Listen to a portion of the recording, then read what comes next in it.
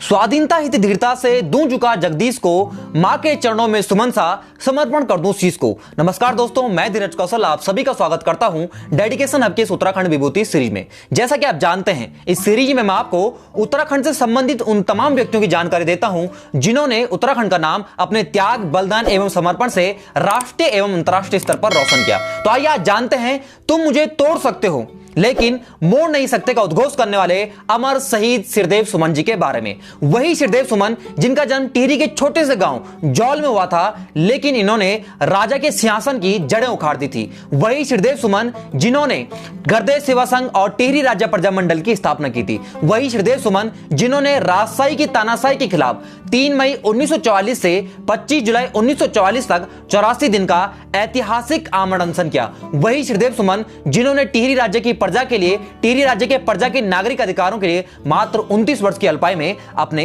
प्राण गंवा दिए। दोस्तों, आने वाले 25 मई को श्रीदेव सुमन जी का जन्म दिवस है, तो आइए आज जानते हैं उनके बारे में संपूर्ण जानकारी। और इस वीडियो में मैं आपको उनकी लाइफ से रिलेटेड एक इंपॉर्टेंट फैक्ट्स बताऊंगा। साथ ही आप जानेंगे टिहरी रियासत, टिहरी राज्य आंदोलन, टिहरी राज्य प्रजा मंडल और गर्दे सेवा संघ के बारे में एक इंपॉर्टेंट फैक्ट। तो ये वीडियो बहुत ज्यादा इंपॉर्टेंट, बहुत ज्यादा इंटरेस्टिंग और बहुत ज्यादा नॉलेजेबल होने वाली है, तो इस वीडियो को लास्ट तक जरूर देखिएगा। तो आइए शुरू करते हैं श्रीदत्त बडोनी से श्रीदेव सुमन बनने की इस महान कहानी को। तो आइए दोस्तों, सबसे पहले श्रीदेव सुमन जी के बारे में संक्षिप्त जानकारी जान लेते हैं। और ये सारी इंफॉर्मेशन कई बार एग्जाम में पूछी जा चुकी, बहुत ज्यादा इंपॉर्टेंट है। अब देखिए, जन्म कब हुआ था? 25 मई सन 1916 ईस्वी को जन्म हुआ था। जन्म स्थान क्या है? देखिए, चंबा के नजदीक ग्राम जौल है, पट्टी बमुन, और जो जनपद है वो है टिहरी गढ़वाल। अब देखिए, आगे बढ़ने से पहले हमें समझना होगा टिहरी गढ़वाल के बारे में, तभी आप समझ पाएंगे टिहरी राज्य आंदोलन और श्रीदेव सुमन जी की लड़ाई को। देखिए, पहले गढ़वाल पर राजाओं का शासन था और गोरखाओं ने यहां पर आक्रमण किया। उस समय यहां के राजा थे प्रद्युमन शाह। तब हुआ खुरबड़ा का युद्ध। खुरबड़ा के युद्ध में क्या हुआ? गोरखाओं ने प्रद्युमन शाह को पराजित कर दिया, वह वीरगति को प्राप्त हुए। तब उनके जो पुत्र हैं सुदर्शन शाह, उन्होंने अंग्रेजों के साथ मिलकर क्या करा? गोरखाओं को यहां से भगाया और 1815 में क्या हुई? संगोली की संधि हुई। तब क्या हुआ? टिहरी राजधानी के रूप में अस्तित्व में आया और टिहरी एक नगर के रूप में बसा। यानी राजाओं की राजधानी क्या बना? टिहरी बना। कब? 1815 में। उसके बाद क्या हुआ? सुदर्शन शाह के बाद उनके वंशज राजा बने।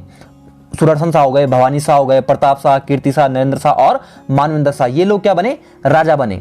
पर राजाओं को क्या है? अंग्रेजों के साथ मिलकर या फिर उनके क्या अंडर में काम करना पड़ता था। एक प्रकार से वो क्या था? ब्रिटिशर्स की मोहर थे। और साथ में ही क्या, इनके द्वारा जनता पर बहुत से कर लगाए गए, जैसे पोन टोटी कर हो गया, बड़ा बेगार कर हो गया, और जनता पर बहुत अत्याचार किया गया। तब क्या हुआ? इन्हीं अत्याचारों के खिलाफ क्या है और नागरिक अधिकारों के लिए श्रीदेव सुमन ने आवाज उठाई और लड़ाई लड़ी। इसे ही कहा जाता है टिहरी राज्य आंदोलन। हालांकि इसके अलावा बहुत सी घटनाएं घटी, लेकिन जिस घटना ने राजा की क्या है जड़ें हिला दी, वो कौन सी थी? श्रीदेव सुमन जी की 84 दिन की ऐतिहासिक आमरण अनशन की घटना। अब देखिए, श्रीदेव सुमन जी एक और क्या है, जो आजादी के आंदोलन है उसमें भी प्रतिभाग कर रहे हैं, लेकिन साथ साथ क्या है, वो इस बात को समझते थे कि कल के दिन अगर देश आजाद हो भी गया और हम राजाओं के गुलाम रहे तो ऐसी आजादी का फायदा क्या है। तब उन्होंने क्या करा? राजशाही के खिलाफ क्या आवाज बुलंद की। तो इस पूरी वीडियो में हम इस चीज को समझेंगे बहुत अच्छे से, तो वीडियो को लास्ट तक जरूर देखिएगा। अब देखिए, मूल नाम क्या था? श्रीदत्त बडोनी। पिता का नाम हरिराम बडोनी और पेशे से क्या थे? एक वैद्य थे। माता का नाम श्रीमती तारा देवी। भाई कौन कौन थे? श्री कमलनयन बडोनी और श्री परशुराम बडोनी, ये भी क्या थे? स्वतंत्रता सेनानी थे। अब देखिए, बहन का नाम क्या था? श्रीमती गायत्री देवी। अब देखिए, पत्नी, हाल ही में क्या हाईकोर्ट का जो एग्जाम हुआ था कनिष्ठ सहायक का, उसमें पूछा गया था श्रीदेव सुमन जी की पत्नी का नाम, तो क्या था? श्रीमती विनय लक्ष्मी सुमन। अब देखिए, दो रीजन हो सकते हैं इस क्वेश्चन को पूछने के। एक तो ये श्रीदेव सुमन जी की पत्नी थी, और साथ में ही 1962 से क्या था, ये कांग्रेस की टिकट पर 2 बार देवप्रयाग विधानसभा से क्या बनी? विधायक भी बनी थी। अब देखिए, श्रीदेव सुमन जी की कविताएं भी लिखते थे, तो इनकी जो कविताएं हैं वो किस नाम से प्रकाशित हुई थी? सुमन सौरभ नाम से प्रकाशित हुई थी। कब? 1937 में। अब देखिए, क्वेश्चन कई बार पूछा जाता है कि टिहरी राज्य प्रजा मंडल की स्थापना कब हुई? तो कब हुई थी? 23 जनवरी 1939 को। और कहां हुई थी? देहरादून में हुई थी। इसको डिटेल में मैं वीडियो में आपको आगे बताऊंगा, तो वीडियो को लास्ट तक जरूर देखिएगा, बहुत सी अच्छी इंफॉर्मेशन मैं आपको इस वीडियो में दूंगा। अब देखिए, सुमन दिवस कब मनाया जाता है? तो 25 जुलाई को मनाया जाता है। कब से? 1946 से। अब देखिए, इन्होंने अपना ऐतिहासिक आमरण अनशन कब शुरू करा? 3 मई 1944 को। क्यों किया? आगे हम इसको जानेंगे। और मृत्यु कब हुई, यानी ये शहीद कब हुए? 25 जुलाई 1944 को। 84 दिन की भूख हड़ताल के बाद ये शहीद हुए। आइए अब डिटेल में जानते हैं श्रीदेव सुमन जी के बारे में। तो देखिए, जन्म हम पहले भी डिस्कस कर चुके हैं। 25 मई 1916, ग्रामजोल, पट्टी बमुन, टिहरी गढ़वाल में। पिता का नाम हरिराम बडोनी और माता का नाम तारा देवी। अब देखिए, 1919 में क्या हुआ? टिहरी रियासत में हैजा की महामारी फैली। जैसे इस समय क्या है, कोविड-19 की महामारी फैली है, ऐसे ही 1919 में क्या हुआ, टिहरी रियासत में हैजा की महामारी फैली। अब देखिए इनके पिता राम बडोनी जी क्या थे, पेशे से वैद्य थे, तो इन्होंने लोगों का इलाज किया और इलाज करते हुए स्वयं भी ये क्या हो गए, संक्रमित हो गए। इसी वजह से मात्र 36 वर्ष की अल्पायु में इनकी मृत्यु हो गई। और जिस समय इनकी मृत्यु हुई, श्रीदेव सुमन मात्र 3 वर्ष के थे। अब देखिए इस परिवार ने कितना त्याग दिया। पिता की मृत्यु मात्र 36 वर्ष की अल्पायु में हुई, लोगों का इलाज करते हुए, और श्रीदेव सुमन भी क्या है, जनता के हितों के लिए मात्र 29 वर्ष की अल्पायु में क्या हो गए, शहीद हो गए थे। आइए अब आगे जानते हैं श्रीदेव सुमन जी की शिक्षा के बारे में। अब देखिए श्रीदेव सुमन जी की प्रारंभिक शिक्षा की चंबा के प्राइमरी स्कूल से हुई थी, और आज यहीं पर क्या है, श्रीदेव सुमन राजकीय इंटर कॉलेज भी है। अब देखिए 1929 में क्या हुआ, इन्होंने टिहरी में स्थित मिडिल स्कूल से हिंदी मिडिल परीक्षा पास की, और उसके बाद आगे के अध्ययन के लिए कहां चले गए, देहरादून चले गए। अब देखिए उस समय पूरे देश में क्या राष्ट्रीय आंदोलन चल रहा है। अब हमें यह समझना होगा कि श्रीदेव सुमन राष्ट्रीय आंदोलन से कैसे जुड़े और क्यों मात्र 14 वर्ष की अल्पायु में इन्हें जेल जाना पड़ा। अब देखिए श्रीदेव सुमन जी का जो राष्ट्रीय आंदोलन से जुड़ा हुआ है, उसको हमें इस घटनाक्रम से समझना होगा। देखिए गांधी जी के उत्तराखंड कुल 6 बार आए, 4 बार गढ़वाल क्षेत्र में और 2 बार कुमाऊं क्षेत्र में, और सितंबर 1929 में क्या हुआ, वह देहरादून एवं मसूरी आए। अब देखिए गांधी जी एक मास लीडर थे, और जब वे कहीं जाते थे तो लोग उनसे जुड़ाव महसूस करते थे और उनकी बातों को मानते थे। अब जब वे देहरादून आए तो लोग भी क्या है, राष्ट्रीय आंदोलन से जुड़ गए। अब देखिए ब्रिटिशर्स द्वारा एक नमक कानून लाया गया था, यानी नमक के उत्पादन और विक्रय पर बड़ी मात्रा में कर लगाया गया। इससे थोड़ा पीछे चलें तो 1929 में क्या हुआ, पंडित जवाहरलाल नेहरू के वे कांग्रेस के अध्यक्ष चुने गए और उनके द्वारा पूर्ण स्वराज का उद्घोष किया गया। तब 26 जनवरी 1930 को क्या पूरे देश में तिरंगा ध्वज फहराया गया और स्वतंत्रता दिवस के रूप में मनाया गया। हालांकि टिहरी रियासत में क्या था, ना ही ध्वज फहराया गया और ना ही स्वतंत्रता दिवस के रूप में मनाया गया। क्यों? क्योंकि यहां पर रियासत यानी राजाओं का शासन था। अब देखिए गांधी जी द्वारा 26 जनवरी 1930 को यह घोषणा की गई कि वे क्या करेंगे, नमक कानून के विरोध में पदयात्रा चलेंगे। तब 12 मार्च 1930 को उन्होंने क्या करा, साबरमती आश्रम से यात्रा शुरू करी और 6 अप्रैल 1930 को कहां पहुंचे, डांडी पहुंचे थे। तब उनके द्वारा प्राकृतिक नमक से क्या बनाया गया, नमक बनाया गया, और इस प्रकार उन्होंने नमक कानून को तोड़ा। अब देखिए साबरमती से दांडी तक क्या गांधी जी के साथ 78 सत्याग्रह थे, जिनमें ज्योतिराम कांडपाल, भैरव दत्त जोशी और खड़क बहादुर के थे, उत्तराखंड के थे। तो इस प्रकार के उत्तराखंड के जो लोग थे वह भी राष्ट्रीय आंदोलन से जुड़े, और इससे क्या है, श्रीदेव सुमन भी अछूते नहीं रहे। तो देखिए इस प्रकार हमने समझा कि पूरे देश में क्या हो रहा था, नमक कानून के विरोध में आंदोलन चल रहा था, और देहरादून में भी क्या हुआ, आंदोलनकारियों ने नमक कानून तोड़ा। हालांकि देखिए यहाँ पर समुद्र तो है नहीं, लेकिन क्या हुआ, सांकेतिक रूप से इस कानून को तोड़ा गया, और इस जत्थे में क्या 14 वर्षीय श्रीदेव सुमन भी क्या थे, शामिल थे। अब देखिए इसी वजह से क्या हुआ, श्रीदेव सुमन को यानी श्रीदत्त बडोनी को 14 दिन हिरासत में रखा गया। तो इस प्रकार हमने समझा कि कैसे श्रीदेव सुमन राष्ट्रीय आंदोलन से जुड़े। आइए बात करते हैं फिर से इनकी शिक्षा की। देखिए इनको पढ़ने लिखने का बहुत शौक था, इसी वजह से कवि थे, पत्रकार थे, लेखक थे, शिक्षक थे, विचारक थे। ठीक है, तो अब देखते हैं 1931-32 में जब पढ़ाई कर रहे थे तो इन्होंने क्या करा, नेशनल हिंदू कॉलेज में पढ़ाना शुरू किया। उसके बाद लाहौर और फिर दिल्ली चले गए। अब देखिए पढ़ाई के साथ साथ इन्होंने क्या करा, पंजाब यूनिवर्सिटी और हिंदी साहित्य सम्मेलन की परीक्षाओं की तैयारी की। अब ये क्वेश्चन पूछे जाते हैं इनके द्वारा कौन कौन सी परीक्षाएं पास की गई। तो देखिए पंजाब यूनिवर्सिटी से इन्होंने रत्नभूषण और प्रभाकर की परीक्षाएं पास की, और हिंदी साहित्य सम्मेलन से विशारद और साहित्य रत्न की परीक्षाएं पास की। कौन कौन सी, रत्नभूषण, प्रभाकर, विशारद और साहित्य रत्न। उसके बाद दिल्ली में इन्होंने क्या करा, अपने साथियों के साथ मिलकर देवनागरी महाविद्यालय की स्थापना की। अब बात करें पत्रकारिता की, तो देखिए दिल्ली में इनके भाई थे परमानंद, उनके अखबार हिंदू और फिर धर्मराज में इन्होंने क्या करा, पत्रकारिता की, और उसके बाद इलाहाबाद जाकर राष्ट्रमत नामक अखबार के संपादन कार्य से ये जुड़ गए। तो देखिए इस प्रकार हमने जाना श्रीदेव सुमन ने बहुत सी परीक्षाएं पास की, बहुत सा अध्ययन किया, बहुत सी किताबें पढ़ी और पत्रकारिता में भी हाथ आजमाया। देखिए वे क्रांतिकारी इसी वजह से बने, क्योंकि जब कोई अध्ययन कर लेता है तभी वो क्या है, समाज को समझ पाता है, तर्क कर पाता है और तर्क की कसौटी पर चीजों को रखता है। भगत सिंह ने भी कहा था कि क्रांति की जो तलवार है वो विचारों के धार पर तेज होती है, और इसी प्रकार का श्रीदेव सुमन भी क्या अध्ययन से एक क्रांतिकारी बन पाए। अब देखिए आगे क्या हुआ, 1937 में पहले बता चुका हूं, सुमन सौरभ नाम से इन्होंने अपनी कविताएं प्रकाशित की। नाम था श्रीदत्त बडोनी, लेकिन किस नाम से प्रकाशित करी, सुमन सौरभ नाम से। तभी से इन्हें किस नाम से जाना गया, श्रीदेव सुमन के नाम से जाना गया। अब देखिए इनके लाइफ का टर्निंग पॉइंट है, बहुत इंपॉर्टेंट चीज है कि गांधी जी से इनकी मुलाकात कैसे हुई। तो आइए जानते हैं। अब देखिए जैसा कि आप जानते हैं दिल्ली में पत्रकारिता कर रहे थे, तो इसी दौरान क्या हुआ, डॉक्टर जाकिर हुसैन और काका कालेलकर के ये संपर्क में आए, और काका कालेलकर इनसे इतना प्रभावित हुए कि ये इन्हें लेकर कहां चले गए, वर्धा चले गए। और यहीं पर देखिए पहली बार श्रीदेव सुमन किससे मिले, गांधी जी से मिले, और इसके बाद जीवन पर्यंत ये गांधीवादी और अहिंसावादी विचारधारा के समर्थक रहे। अब देखिए वर्धा में क्या हुआ, 5-6 महीने रहने के बाद ये शिमला चले गए, और यहीं पर इनके द्वारा इंपॉर्टेंट है, हिंदी साहित्य स्वागत करनी समिति स्थापित करने में महत्वपूर्ण भूमिका निभाई गई। और इसके बाद देखिए कहां चले गए, दिल्ली, पंजाब, हिमाचल के कई शहरों का इन्होंने दौरा किया और जनता को राष्ट्रीय आंदोलन के प्रति जागरूक किया। अब देखिए इतना अध्ययन करने के बाद, इतनी परीक्षाएं पास करने के बाद और इतना पढ़ाने के बाद, राष्ट्रीय आंदोलन से जुड़ने के बाद और गांधी जी के संपर्क में आने के बाद क्या कोई गुलामी सहन करेगा? बिल्कुल नहीं। हुआ यही, श्रीदेव सुमन जब अपने गांव वापस आए तो टिहरी रियासत की जनता पर हो रहे अत्याचार को देखकर वे काफी चिंतित हुए। अब देखिए टिहरी रियासत में राजाओं का शासन था, जनता पर बहुत से कर लगाए जा रहे थे, बहुत सा अत्याचार किया जा रहा था, पौन टोटी कर था यानी कस्टम ड्यूटी टैक्स, अर्थात टिहरी रियासत की सीमा से बाहर जाने एवं प्रवेश करने पर क्या सामान पर वजन के हिसाब से टैक्स लगाया जाता था। इसके बाद बड़ा बेगार कर है, अन्य बहुत से कर थे जिससे जनता का शोषण किया जाता था और उसके खिलाफ आवाज उठाने की हिम्मत कोई नहीं करता था। और किसी ने की भी तो हुआ क्या, तिलाड़ी कांड, जिसको हम जानते हैं कि बहुत से जो निहत्थे जो आंदोलनकारी थे उन पर गोली चला दी गई। तो ऐसे बहुत से जो अत्याचार थे लोगों पर किए जा रहे थे। अब देखिए पीड़ित जनता को किसी फरिश्ते की या फिर किसी नायक की जरूरत थी और वो नायक बनकर कौन आए? श्रीदेव सुमन। अब देखिए यहीं से शुरू होता है असली घमासान राजशाही के खिलाफ। ये हुआ क्या, 1938 में श्रीदेव सुमन द्वारा जनता को जुल्मों से मुक्ति दिलाने के लिए और अलग राज्य के उद्देश्यों को लेकर दिल्ली में गर्दे सेवा संघ की स्थापना की गई। अब देखिए अधिकतर बुक्स में यही फैक्ट मिलेगा कि गर्दे सेवा संघ की स्थापना 1938 में श्रीदेव सुमन ने की थी। लेकिन हुआ क्या कि गर्दे सेवा संघ की स्थापना महिधर शर्मा और मूर्तिराम भट्ट के द्वारा 1936 में की गई थी। लेकिन गढ़वाल में इसके प्रचार प्रसार का जो श्रेय है वो श्रीदेव सुमन को जाता है, यानी संगठन को जन जन तक पहुंचाने का जो कार्य किया वो किसने करा? श्रीदेव सुमन ने। शायद इसी वजह से श्रीदेव सुमन को इसकी स्थापना का श्रेय जाता है और बाद में इसी गर्दे सेवा संघ को हिमालय सेवा संघ के नाम से जाना गया। इंपॉर्टेंट है, गर्दे सेवा संघ को बाद में हिमालय सेवा संघ के नाम से जाना गया। अब देखिए 1938 में क्या हुआ, इनका विवाह पडियार गांव की विनय लक्ष्मी सुमन से हुआ था।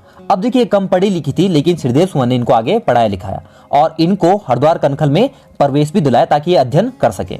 अब देखिए 1962 में क्या हुआ, विनय लक्ष्मी सुमन क्या थी, कांग्रेस की टिकट पर 2 बार देवप्रयाग विधानसभा से विधायक भी रही हैं। इनके द्वारा कुछ मुख्य कार्य भी किए गए। अब देखिए 1992 में क्या हुआ, इनका निधन हो गया था। किनका? विनय लक्ष्मी सुमन का।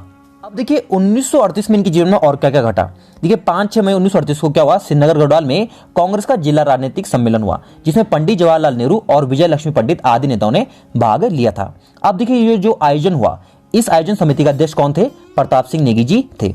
और स्वागत अध्यक्ष किसको चुना गया? भास्करानंद मैठाणी जी को चुना गया। अब देखिए इस सम्मेलन में हुआ क्या कि 18 प्रस्ताव रखे गए। कितने प्रस्ताव रखे गए? 18 प्रस्ताव रखे गए, जिनमें वीर चंद्र सिंह गढ़वाली की रिहाई की मांग थी और गाड़ी सड़क की मांग थी और साथ ही साथ एक बिंदु क्या था कि टिहरी रियासत के राजा से उत्तरदायी शासन की मांग करना और जनता पर लगाए गए सारे करों को समाप्त करना। अब देखिए इस सम्मेलन में क्या हुआ, श्रीदेव सुमन ने टिहरी रियासत की जो प्रजा है उनकी समस्याओं को सबके सामने रखा और अपने ओजस्वी भाषण में उन्होंने गढ़वाल के 2 खंडों, जिला गढ़वाल और राज्य गढ़वाल की एकता पर जोर देते हुए कहा था। अब देखिए एग्जाम में ये स्टेटमेंट पूछे जाते हैं, क्या कहा था? यदि गंगा हमारी माता होकर भी हमें आपस में मिलाने के बजाय 2 हिस्सों में बांटती है तो हम गंगा को काट देंगे। तो ये स्टेटमेंट किसका था? श्रीदेव सुमन का। कब का? 5-6 मई 1938 को श्रीनगर में कांग्रेस के जिला राजनीतिक सम्मेलन में। अब देखिए इस सम्मेलन के बाद क्या हुआ, ये टिहरी रियासत में घूमे और लोगों को इन्होंने जागरूक करने का कार्य किया। अब देखिए इनके समय पर राजा कौन थे? नरेंद्र शाह थे। ठीक है, 1913 में गद्दी पर बैठे थे और 1946 तक ये राजा रहे थे। ठीक है, ऐसा नहीं है कि राजा के खिलाफ आंदोलन शुरू करने से पहले ये राजा से मिले नहीं थे, राजा से मिले भी थे और उन्हें कहा भी था कि आप क्या करो, ब्रिटिशर्स से अपना नाता तोड़ो, उत्तरदायी शासन की मांग को माने, जनता पर जो कर लगाएगा उनको समाप्त करे। लेकिन राजा ने इनकी सारी मांगों को अस्वीकार कर दिया था। तब इन्होंने क्या करा, अहिंसात्मक तरीके से क्या करा था, राजा के खिलाफ बगावत शुरू कर दी थी। आइए भी इस इंपॉर्टेंट टॉपिक के बारे में बात करते हैं, टिहरी राज्य प्रजामंडल। देखिए ऐसा नहीं कि प्रजामंडल केवल टिहरी में बनाया गया हो, पूरे भारत में जहां भी रियासतें थी वहां पर क्या प्रजामंडल बनाए गए राजाओं के खिलाफ। अब देखिए पहले कांग्रेस पार्टी ने क्या करा, रियासतों का विरोध नहीं किया, पर बाद में जब उन्हें लगा कि जो ये राजा हैं ये ब्रिटिशर्स की मोहर मात्र हैं, हमेशा उनका ही सपोर्ट करते हैं, तो 1938 में क्या हुआ, गुजरात के हरिपुर अधिवेशन में यह निर्णय या डिसीजन लिया गया कि देसी राज्य की प्रजा अपने प्रजामंडलों द्वारा अपने अधिकारों के लिए संघर्ष करेगी। यानी जहां जहां पर राजाओं का शासन है वहां पर प्रजामंडल के माध्यम से क्या होगा, अपने अधिकारों के लिए संघर्ष किया जाएगा। अब देखिए भारत में ब्रिटिश शासन के दौरान रियासतों में जनता के संगठन थे। प्रजामंडल का अर्थ क्या होता है, जनता का समूह। अब इसी प्रकार से क्या हुआ, टिहरी में भी क्या हुआ, प्रजामंडल की स्थापना की गई। देखिए जहां रियासतें थी वहां के राजा के साथ वार्ता कर मांग रखी गई और प्रजामंडल की स्थापना की गई। देखिए राजस्थान में भी बहुत से प्रजामंडल आंदोलन चले, जैसे कोटा प्रजामंडल, मेवाड़ प्रजामंडल, बीकानेर प्रजामंडल और जयपुर प्रजामंडल की स्थापना भी हुई। अब हम समझते हैं कि टिहरी प्रजामंडल की स्थापना किसने और कैसे की। अब देखिए 23 जनवरी 1939 को क्या हुआ, श्रीदेव सुमन, दौलत राम, नागेंद्र सकलानी, इन सभी के प्रयासों से क्या हुआ, प्रजामंडल की स्थापना की गई। कहां? देहरादून में। इंपॉर्टेंट है, कब की गई? 23 जनवरी 1939 को, ताकि आंदोलन को क्या करा जा सके, बढ़ाया जा सके। अब देखिए इसका संयोजक किसे बनाया गया? इसका संयोजक बनाया गया श्रीदेव सुमन को। अब देखिए प्रजामंडल की स्थापना के समय उन्होंने अपना विचार रखा, यदि हमें मरना ही है तो अपने सिद्धांतों और विश्वास की सार्वजनिक घोषणा करते हुए मरना ही श्रेयस्कर है। तो बहुत इंपॉर्टेंट है, पूछा जा सकता है, तो आप इसे याद रखिए। अब देखिए गर्देश सेवा संघ की स्थापना हो गई, प्रजामंडल की स्थापना हो गई। आगे इनके द्वारा और कौन कौन सी गतिविधियां की गई? देखिए 17-18 फरवरी 1939 को क्या हुआ, जवाहरलाल नेहरू जी की अध्यक्षता में अखिल भारतीय देशी राज्य लोक परिषद का अधिवेशन बुलाया गया। यानी यहां पर क्या, जो देशी राज्य हैं जहां पर राजाओं का शासन है, इसके संबंध में एक वार्ता बुलाई गई। अब देखिए श्रीदेव सुमन ने यहां पर क्या करा, प्रजामंडल के प्रतिनिधि के रूप में भाग लिया था और सुमन ने यहां टिहरी रियासत एवं जितने भी अन्य जो हिमालय राज्य हैं इनकी समस्याओं को राष्ट्रीय स्तर तक पहुंचाया था। इसी वजह से क्या हुआ, इन्हें हिमालयी प्रांतीय देशी राज्यों का सच्चा प्रतिनिधि माना गया था। ठीक है, तो कब बुलाया गया था अधिवेशन? 17-18 फरवरी 1939 को। अब देखिए क्या हुआ, हिमालय सेवा संघ की सहायता से इन्होंने हिमालय प्रांतीय देशी राज्य परिषद की स्थापना की थी। गर्देश सेवा संघ हो गया, टिहरी राज्य प्रजामंडल हो गया, हिमालय प्रांतीय देशी राज्य परिषद किसने स्थापना करी? श्रीदेव सुमन ने। ताकि क्या हो, जो पर्वतीय इलाके हैं उनमें लोगों को स्वतंत्रता के प्रति जागरूक किया जा सके। अब इसके बाद इन्होंने क्या करा, बनारस जाकर हिमालय राष्ट्रीय शिक्षा परिषद वाराणसी की स्थापना की थी और यहीं से इन्होंने क्या करा, हिमाचल पत्रिका छपवा कर क्या करा, टिहरी रियासत के लोगों के लिए भिजवाई, ताकि लोग क्या हो, जागरूक हो सके। अब देखिए भाई, ये महाराज की नजर में क्या लग गए, खटकने लगे। अब देखिए भाई, जो टिहरी नरेश थे, कौन? नरेंद्र शाह, इनको संघ मंडल परिषद, जागृति मिशन टिहरी रियासत में बनाना पसंद नहीं आया। इसलिए राजा ने क्या करा, बहुत इंपॉर्टेंट है, सभाबंदी कानून यानी रजिस्ट्रेशन ऑफ एसोसिएशन एक्ट लागू किया। इस एक्ट के तहत क्या किया गया, जो भी सभा और संस्था हो वो टिहरी में काम नहीं करेंगी, यानी जो भी संस्थाएं काम कर रही हैं उन्हें निरस्त माना जाएगा और कोई परिषद बनेगी तो उसे अमान्य घोषित किया जाएगा। अब देखिए राजा ने क्या करा, प्रजामंडल पर हमला शुरू किया। सारी संस्थाएं गैर कानूनी घोषित कर दी गई और इसी वजह से क्या हुआ, प्रजामंडल को भी गैर कानूनी संस्था घोषित कर दिया गया और प्रजामंडल से जुड़े जो लोग थे वो क्या हो गए, निष्क्रिय हो गए। और यहीं से क्या हुआ, श्रीदेव सुमन ने राजशाही के तानाशाही के खिलाफ अपनी आवाज और ज्यादा बुलंद करना शुरू कर दिया। अब देखिए जब ये सभाबंदी कानून लागू हो गया तो 1940 में श्रीदेव सुमन ने क्या करा, अधिकारियों से अपील की कि इस कानून को वापस लिया जाए और नागरिकों को सुरक्षा प्रदान की जाए। लेकिन उनकी बात को क्या कर दिया गया, अनसुना कर दिया गया और पुलिस ने कई बार चेतावनी दी कि भाई इस मांग को क्या हो, भूल जाओ। लेकिन फिर क्या हुआ, 19 मार्च 1941 को देहरादून में प्रजामंडल का अधिवेशन बुलाया गया और श्रीदेव सुमन ने इसकी अध्यक्षता की और कहा कि चाहे कुछ भी हो जाए लेकिन टिहरी में प्रजामंडल की स्थापना होके रहेगी। अब देखिए क्या हुआ, इसी उद्देश्य के लिए यानी प्रजामंडल की स्थापना के लिए जब ये 30 अप्रैल 1941 को क्या हुआ, टिहरी रियासत में आए तो क्या हुआ, पुलिस ने इनको गिरफ्तार कर लिया और 2 दिन तक इनको क्या किया गया, नजरबंद किया गया और गुस्साए प्रशासन ने इन्हें क्या कर दिया, टिहरी आने पर प्रतिबंधित कर दिया। कुछ समय बाद जब प्रतिबंध हटा भी दिया तब तक क्या हो गया, सुमन इस संकल्प को लेकर कि प्रजामंडल की स्थापना करके रहेंगे, कहां चले गए, वर्धा चले गए। कहां, गांधी जी को मिलने के लिए। अब देखिए 1942 में क्या हुआ, प्रजामंडल की सफलता के लिए और इस आंदोलन में वार्ता के लिए कहां चले गए, गांधी जी को मिलने सेवाग्राम वर्धा पहुंच गए। अब देखिए 1942 में आप जानते हैं पूरे देश में राष्ट्रीय आंदोलन चल रहा है और भारत छोड़ो आंदोलन का बिगुल बजा और इस आंदोलन को हिमालयी प्रांतों में पहुंचाने के लिए सुमन वापस लौटे। लेकिन हुआ क्या, 29 अगस्त 1942 देवप्रयाग में फिर से इन्हें गिरफ्तार किया गया और प्रशासन इनसे इतना डरता था कि इन्हें 10 दिन के लिए ऋषिकेश जेल में, फिर 2.5 महीने देहरादून की जेल में और 1.25 साल आगरा की सेंट्रल जेल में रखा गया और इस दौरान इन पर बहुत से अत्याचार भी किए गए। अब देखिए 19 नवंबर 1943 को 15 महीने जेल में रखे जाने के बाद इन्हें रिहा कर दिया गया और टिहरी आने पर इन पर प्रतिबंध लगा दिया गया। लेकिन सुमन टूटने वाले नहीं थे और उन्होंने जेल से बाहर आकर क्या कहा, मैं अपने शरीर के कण कण को नष्ट हो जाने दूंगा लेकिन टिहरी के नागरिक अधिकारों को सामंती शासन के पंजे से कुचलने नहीं दूंगा। और वास्तव में हुआ ही कि इनके शरीर का कण कण नष्ट हो गया, लेकिन इन्होंने करा क्या, टिहरी रियासत की जो जड़ें थी उनको उखाड़ फेंका। अब देखिए 19 नवंबर 1943 के बाद जब ये जेल से रिहा हुए तो 27 दिसंबर 1943 को इन्होंने क्या करा, टिहरी में प्रवेश करना चाहा। अब पुलिस ने इन्हें क्या कर लिया, फिर से गिरफ्तार कर लिया। तब देखिए 30 दिसंबर 1943 को इन्हें कारागार में बंद कर दिया गया। अब देखिए यहाँ पर इन्हें बहुत सी यातनाएं दी गई, बहुत सा अमानवीय व्यवहार किया गया। इन्हें गीला कंबल दिया गया सोने के लिए, खाने की जो रोटी थी उसमें क्या मिलाया जाता था, रेत और कांच के टुकड़े मिलाए जाते थे और इन्हें मल त्याग के लिए और भोजन के लिए एक ही बर्तन दिया जाता था। तो इन पर बहुत से अमानवीय अत्याचार किए गए और इन्हें माफी मांगने के लिए मजबूर भी किया गया। लेकिन इन्होंने कहा था, तोड़ सकते हो लेकिन मोड़ नहीं सकते। तो देखिए जितने स्टेटमेंट मैं इनके बता रहा हूं ये सारे इंपॉर्टेंट परीक्षाओं में पूछे जाते हैं। अब देखिए श्रीदेव सुमन पर जेल में जितने भी अत्याचार हो रहे थे इसके संबंध में पंडित जवाहरलाल नेहरू ने क्या कहा था, इंपॉर्टेंट है, टिहरी राज्य के कैद खाने दुनिया भर में मशहूर होंगे लेकिन इससे दुनिया में रियासत की कोई इज्जत नहीं बढ़ेगी। तो ये स्टेटमेंट किसका है, पंडित जवाहरलाल नेहरू का। अब देखिए माफी न मांगने पर क्या हुआ, इन पर राजद्रोह का मुकदमा चलाया गया और मजिस्ट्रेट राम सिंह दिनकर की अदालत में क्या हुआ, टिहरी राज्य दंड संहिता की धारा 124 के तहत इन पर राजद्रोह का मुकदमा चलाया गया।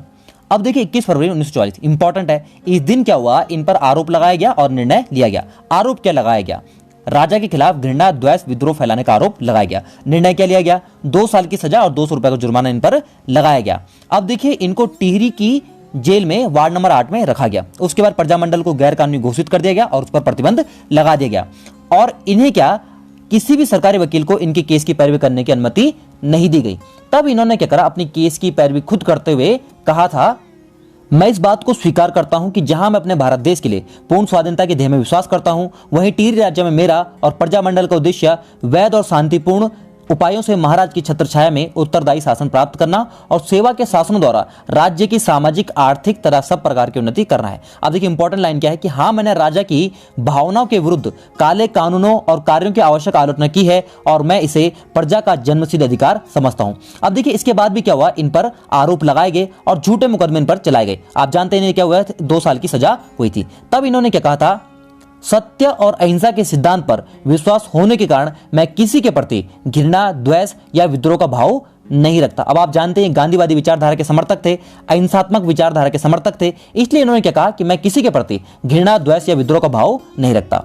अब देखिए हुआ क्या कि जेल में इन पर बहुत से अत्याचार किए गए, बहुत सा अमानवीय व्यवहार किया गया, इसलिए इन्होंने क्या करा, 29 फरवरी 1944 को ये क्या हो गए, अनशन पर बैठ गए। अब देखिए 4 दिन बाद क्या हुआ, इन्होंने अपना अनशन तोड़ा जब पुलिस प्रशासन ने इन्हें यह आश्वासन दिया कि प्रजामंडल के बारे में क्या करेंगे भाई, राजा से बात करेंगे, मारपीट और अत्याचार बंद करेंगे, वार्ड में इन्हें घूमने की आजादी दी जाएगी। अब देखिए जब क्या है 29 फरवरी 1944 को ये अनशन पर बैठे तो इनके द्वारा मुख्यतः 3 मांगे की गई थी। अब ये 3 मांगे कौन कौन सी थी, बहुत इंपॉर्टेंट है। प्रजामंडल को मान्यता दी जाए, वह टिहरी रियासत में स्वतंत्र रूप से कार्य करने की आजादी दी जाए। दूसरा, मुझे यानी श्रीदेव सुमन को जेल से पत्राचार करने की स्वतंत्रता दी जाए। और तीसरा था, मेरे विरुद्ध जो भी झूठे मुकदमे चलाए गए हैं उनकी अपील राजा स्वयं सुने। और साथ ही इन्होंने कहा यदि 15 दिन के अंदर इनकी मांगों को उत्तर नहीं दिया गया तो ये क्या करेंगे, आमरण अनशन करेंगे। और इसके बाद इन्होंने अपना ऐतिहासिक आमरण अनशन शुरू करा।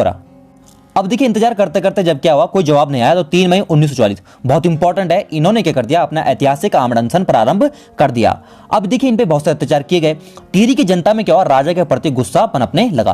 प्रशासन द्वारा यह झूठ फैलाया गया कि श्रीदेव सुमन ने अपना अनशन तोड़ दिया और आने वाली 4 अगस्त को महाराज के जन्मदिन पर उन्हें क्या कर दिया जाएगा, रिहा कर दिया जाएगा। और देखिए श्रीदेव सुमन से भी यही कहा गया कि यदि आप माफी मांग लें तो क्या होगा, आने वाली 4 अगस्त को आपको रिहा कर दिया जाएगा। लेकिन सुमन अपने इरादों के मजबूत थे, बिल्कुल स्पष्ट थे कि उनका उद्देश्य क्या है। तब उन्होंने क्या कहा, क्या मैंने अपनी रिहाई के लिए यह कदम उठाया है? ऐसा मायाजाल डालकर आप मुझे विचलित नहीं कर सकते। अगर प्रजामंडल को वैधता दिए बिना मुझे रिहा कर दिया गया तो मैं फिर भी अपना अनशन जारी रखूंगा। और इसके बाद इन पर फिर से बहुत ज्यादा अत्याचार किए गए। अब देखिए प्रशासन के अत्याचार को सहते सहते और साथ ही इतने दिनों की भूख हड़ताल के कारण इनकी हालत खराब हो गई। लेकिन प्रशासन द्वारा इन पर कुनन के इंजेक्शन लगाए गए। वैसे कुनन के इंजेक्शन मलेरिया रोग में लगाए जाते हैं, लेकिन क्या हुआ, इन पर लगाए गए तो इनकी तबियत और ज्यादा खराब हो गई। अब इन्हें बहुत ज्यादा प्यास लगी, ये पानी मांगते रहे लेकिन इनको पीने का पानी नहीं दिया गया। उसके बाद 20 जुलाई 1944 को इनको बेहोशी आना शुरू हुआ। उसके बाद 25 जुलाई 1944 वो तिथि जब राजशाही के तानाशाही के खिलाफ लड़ते हुए 84 दिनों की भूख हड़ताल के पश्चात वह शहीद हो गए और श्रीदेव सुमन अमर शहीद श्रीदेव सुमन कहलाए गए। अब देखिए जनाक्रोश के भय से उनकी लाश को भागीरथी व भिलंगना नदी के संगम पर फेंक दिया गया और आजाद हिंद फौज के जो सैनिक हैं वो टिहरी जन आंदोलन के समर्थन में 1946 ईस्वी में क्या हुए, गढ़वाल आए। और उन्हीं के प्रयासों से क्या हुआ, वर्ष 1946 ईस्वी को 25 जुलाई को पहली बार क्या है, सुमन दिवस मनाया गया। अब देखिए इंपॉर्टेंट फैक्ट क्या क्या है, 25 जुलाई 1944 को क्या है, श्रीदेव सुमन जी की मृत्यु हुई थी। कितने दिन की भूख हड़ताल, 84 दिन की। अब देखिए पहली बार श्रीदेव सुमन यानी सुमन दिवस कब मनाया गया, 1946 को। और कब, 25 जुलाई को। अब देखिए श्रीदेव सुमन की मृत्यु के बाद क्या हुआ, जनता में क्या हुआ, गुस्सा फूट पड़ा और जनता ने राजा के खिलाफ क्या कर दिया, मोर्चा खोल दिया। अब देखिए श्रीदेव सुमन के त्याग का परिणाम था कि राजा ने झुककर क्या करा, प्रजामंडल को वैधानिक संगठन घोषित किया। तो देखिए जिस लक्ष्य के लिए उन्होंने अपने प्राण गंवाए, आखिरकार उन्होंने उस लक्ष्य को हासिल ही कर लिया। अब देखिए उसके बाद क्या हुआ, मई 1947, बहुत इंपॉर्टेंट है, प्रजामंडल का पहला अधिवेशन कहां हुआ, टिहरी गढ़वाल में हुआ था। देखिए श्रीदेव सुमन जी की मृत्यु के बाद क्या हुआ, जो टिहरी राज्य आंदोलन वो और ज्यादा तेज हो गया। उनकी मृत्यु के बाद क्या हुआ, आंदोलन की बागडोर दौलत राम, मोलूराम नौटियाल, नागेंद्र सकलानी आदि ने संभाली और भारत की आजादी के बाद सकलाना में क्या हुआ, राजा के खिलाफ, राज्य के खिलाफ क्या हो गया, विद्रोह फूट पड़ा। उसके बाद एक महत्वपूर्ण घटना और घटती है, 11 जनवरी 1948 को क्या हुआ, जो कीर्तिनगर है यहाँ पर क्या हुआ, आंदोलनकारियों पर गोलियां चलवाई गई, जो जिनमें कौन कौन शामिल थे, नागेंद्र सकलानी और मोलू भरदारी, ये लोग क्या हो गए, शहीद हो गए। अब देखिए इसके बाद लोगों को गुस्सा और ज्यादा फूट पड़ा। तब क्या हुआ, परिस्थितियों को भांपते हुए राजा मानवेंद्र शाह, जो कि नरेंद्र शाह के बेटे थे, इन्होंने 1949 में क्या करा, विलीनीकरण प्रपत्र पर क्या करे, हस्ताक्षर कर दिए और नागेंद्र सकलानी, मोलू बरदारी और अमर शहीद श्रीदेव सुमन जी के त्यागों का परिणाम ही था कि 1 अगस्त 1949 ईस्वी को क्या हुआ, टिहरी भारत संघ में विलय हुआ, यानी टिहरी भारत का एक जिला बना और संयुक्त प्रांत का क्या हुआ, ये 50वां जिला बना, यानी उत्तर प्रदेश का 50वां जिला कौन सा बना, टिहरी गढ़वाल।